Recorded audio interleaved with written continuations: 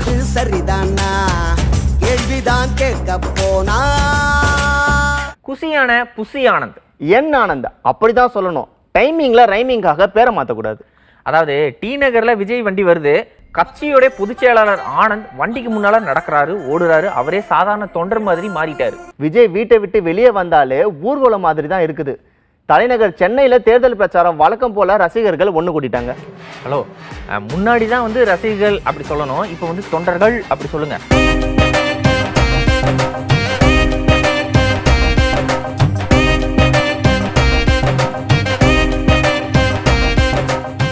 நாகர்கோவிலுக்கு பிரதமர் மோடி வந்திருக்காரு. தெரியும், தமிழ்நாட்டில் எம்பி தொகுதிகள் பிரிக்கிறதால பாதிப்புன்னு சொல்லும் போதே உடனே பதில் சொல்லுவார் அப்படின்னு தெரியும். பிரதமர் மோடி ஓட்டு கேட்டு வந்திருக்காரு. நாகர்கோவில்ல ரோட் ஷோ நடத்தி பாஜக வேட்பாளர்களுக்கும் கூட்டணியில இருக்க அதிமுக வேட்பாளர்களுக்கும் ஓட்டு கேட்டிருக்காரு. சேலத்துல, அதாவது எடப்பாடி பழனிசாமியோட சொந்த ஊர்ல திமுக கூட்டணி கட்சி தலைவர்கள்லாம் ஒண்ணு கூடி இருக்காங்கோ.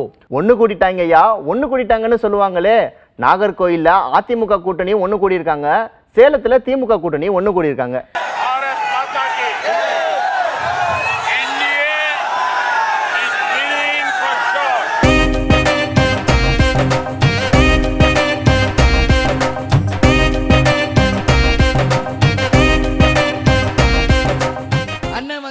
டெய்லி வாக்கிங் போவாரு.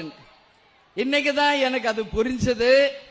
அவர் இவ்வளவு தூரம் ஆக்டிவா பாலிடிக்ஸ்ல இவ்வளவு தூரம் அவர் பணியாற்றுகிறார் என்றால் அதற்கு மிக முக்கியம் அவர் டெய்லி செல்கின்ற வாக்கிங்கும் அவருடைய உடற்பயிற்சியும் என்பதை இந்த நேரத்திலே அவருடன் நான் நடந்து வந்த அந்த தருணத்தில் உண்மையிலேயே நினைத்து பார்த்தேன். அதை தன்னுடைய வாழ்க்கையில ஒரு அங்கமாக டெய்லி ரொட்டீனாக அவர் வச்சிருக்கார். அது கூட ஒவ்வொரு செகண்டும் திரும்பி பார்க்கிறார். அதாவது அவர் எவ்வளவு தூரம் ஒரு பெண்ணுக்கு மரியாதை, உரிமை, சம உரிமை தருகிறார் என்பதை இன்றைக்கு அவருடன் நான் நடந்து வந்த போது உண்மையிலே உணர்ந்தேன். அவருடைய செக்யூரிட்டி கார்ட்ஸ் அண்ணன் கமல்ஹாசன் ஒரு பக்கம், எல்லாமே ஆண்கள். நான் ஒருத்தி தான் உங்கள் பெண்ணின் சார்பாக அவர் பக்கத்துல நடந்து வரேன்.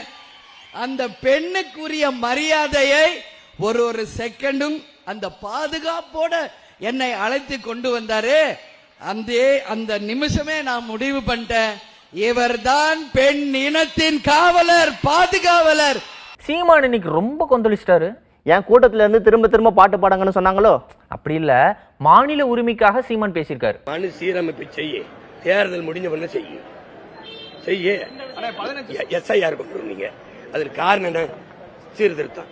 இறந்தவர்கள் வாக்குதல் இருக்கு, இறந்தவர்கள் சான்றிதழை சமர்ப்பிச்சிருக்காங்க, ஒப்படைச்சிருக்காங்க. அதுல இருக்கிறவன் எடுத்து ஒரு நிலத்துல பயிர் இருக்குன்னா களையை மட்டும்தானே எடுக்கணும். அவன் தானே விவசாயி. மொத்தமா அழிச்சு கிழிச்சு மறுபடியும் நடுவோம்னா இது எப்படிப்பட்ட செயல்? இது படிச்சவங்க செயலா? எஸ்ஐஆர் ஏன் கொண்டு வந்தீங்க? இன்னொருத்தர் கட்சியோட உரிமைக்காகவே வெளியே வந்து பேசியிருக்காரு. யூ மீன் தட் தர்மயுத்தம் கதை?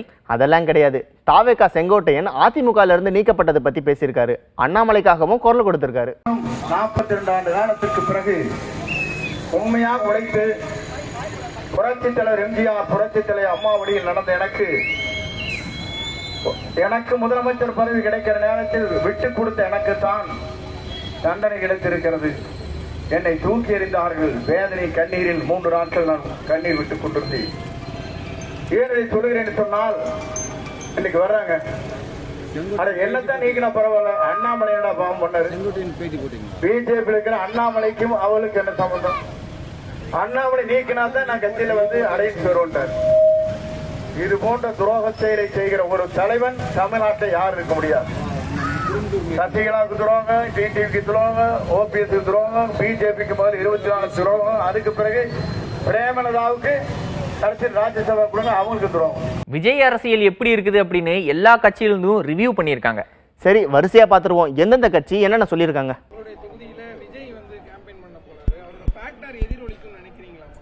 ஏங்க எங்களை பற்றி பேசுங்க, திமுகவை பற்றி பேசுங்க. நாங்கள் 2 பேரும் கிட்டத்தட்ட 54 வருஷம் ஆச்சு எங்கள் கட்சி ஆரம்பிச்சு, அரை நூற்றாண்டுக்கு மேலே ஆயிடுச்சு. திமுகவும் அப்படி தான். நாங்கள் அவங்க தான் போட்டியாக நினச்சி களத்தில் நின்றுட்டு இருக்கிறோம்.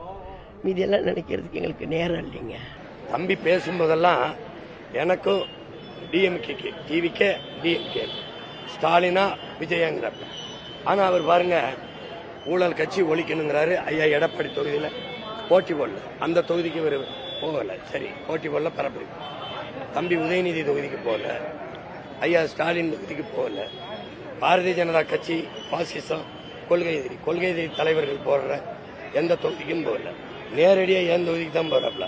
இப்போ யாருக்கு போட்டியா வந்து இறங்கி வேலை செய்யறாருங்கிறத நீங்க பாக்கணும். ஸ்டாலினை தூக்கணும் அப்படிங்கிறீங்க. ஐயா ஸ்டாலினுக்கு எனக்கு தான் போட்டி. அப்ப நீங்க நேரம் அங்கேயில போய் வேலை செஞ்சிருக்கணும். வாரிசு அரசியல்னு சொல்லுவாங்க. எல்லா கட்சியிலும் வாரிசுகள் ஓட்டு கேட்டு வந்திருக்காங்க. அதாவது அப்பா அம்மாவுக்கு அடுத்து அந்த இடத்துல வந்தாதான் அது வாரிசு அரசியல்.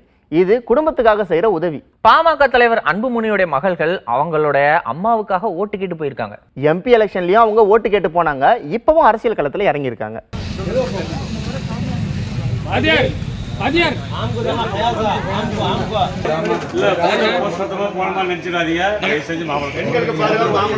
கோயம்புத்தூர்ல வானதி சீனிவாசனுடைய மகன் அவங்க அம்மாவுக்காக ஓட்டு கேட்டு போயிருக்காரு. அருப்புக்கோட்டையில KKSSRோட மகன் அவங்க அப்பாவுக்காக ஓட்டு கேட்டு போறாரு. அப்பாவுக்காக மகன் மட்டுமில்ல, தாத்தாவுக்காக பேரனும் ஓட்டு கேட்டு போயிருக்காரு. 10வது முறையா ஜெயிக்கணும், ஓட்டு போடுங்க அப்படின்னு ஓட்டு கேட்டாங்களாம்.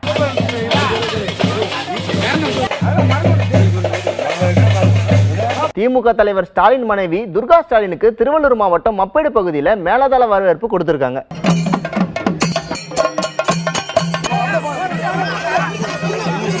அவங்க ஓட்டு கேட்டு போகல, கோயிலுக்கு போயிருக்காங்க. அந்த ஏரியா வேட்பாளர்கள் தங்களுக்கு சாதகமா பயன்படுத்திட்டாங்க போல. அப்புறம் இன்னைக்கு பிரச்சாரத்துல நடந்த சுவையான சம்பவங்களை பார்க்கலாமா?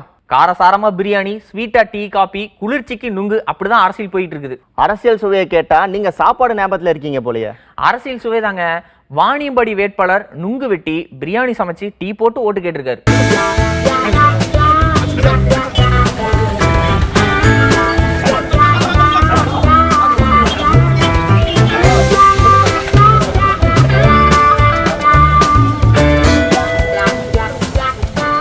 கும்பகோணம் பக்கம் திருவிடைமருதூர் தொகுதியில அமைச்சர் கோவிச்செழியன் ஓட்டு கேட்டு போகும்போது அடிப்படை வசதிகள் இல்லைன்னு பொதுமக்கள் அவர்கிட்ட வாக்குவாதம் செஞ்சிருக்காங்க.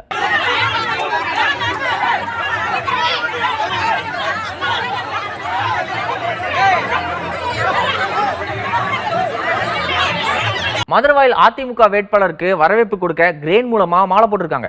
அதை விட கூடியிருந்த தொண்டர்களோட குத்தாட்டம் தான் ஹைலைட்டு. ஓட்டு கூட இல்லாத சின்ன பசங்க எல்லாம் டான்ஸ் ஆட ஒண்ணு கூடி இருக்காங்க.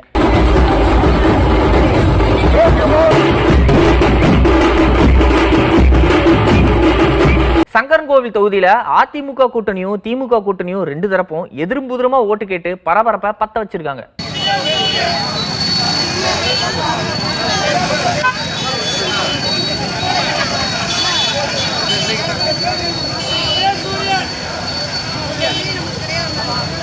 தேனி மாவட்டம் ஆண்டிப்பட்டியில சமீபத்தில் நடந்த எடப்பாடியோட பிரச்சாரத்துல டிவிகேன்னு சத்தம் போட்டிருக்காங்களாம்.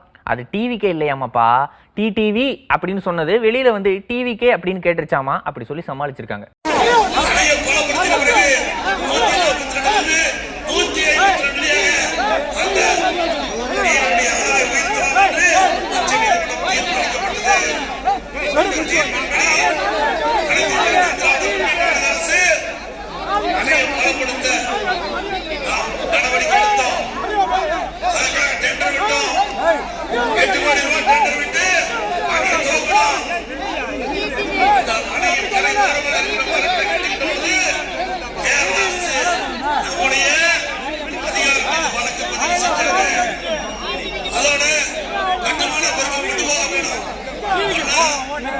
மணப்பாறையில அதிமுக வேட்பாளர் மாட்டு வண்டி ஓட்டி பிரச்சாரம் பண்ணியிருக்காரு. அப்படியே கட்சிக்காரங்களுக்கு கேக்கு ஊட்டியும் நல்லா வேலை செய்யுங்க அப்படின்னு சொல்லியிருக்காரு.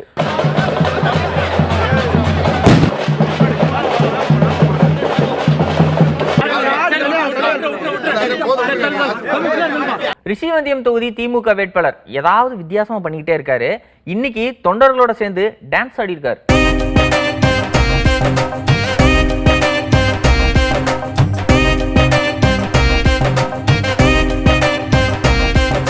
விருதுநகர்ல தேமுதிக வேட்பாளர் விஜயபிரபாகரன் அவரே டீ போட்டு அவரே டீ குடிச்சு அவரே ஓட்டு கேட்டிருக்காராம். அவர்கிட்டயே ஓட்டு கேட்டுக்கிட்டாரா?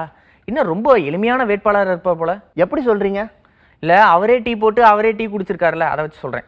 கோயம்புத்தூர்ல அதிமுக வேட்பாளர் எஸ்பி வேலுமணி அவரே சிலம்பமாடி ஓட்டு கேட்டிருக்காரு. இதையும் எளிமையான செய்தியில சேர்த்துக்கோங்க. சேர்த்துக்கிறேன்.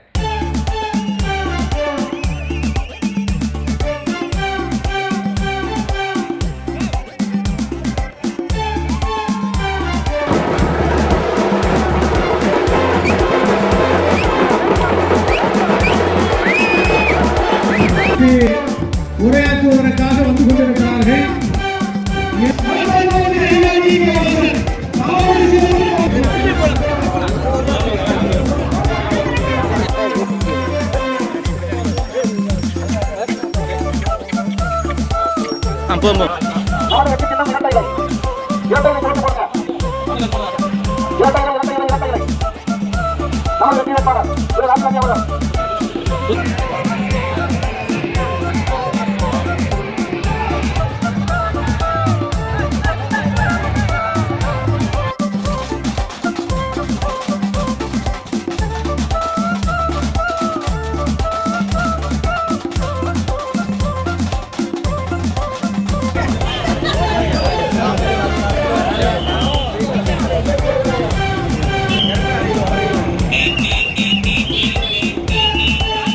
இன்னைக்கு மாதிரியே நாளைக்கும் எந்தெந்த வேட்பாளர்கள் அவங்களே டீ போட்டு அவங்களே டீ குடிச்சு அவங்களே வந்து ஓட்டு கேட்டிருக்காங்க அப்படிங்கிற மாதிரியான செய்திகளோட நாளைக்கு உங்களை சந்திக்க வரோம். அதுவரை நன்றி, வணக்கம்.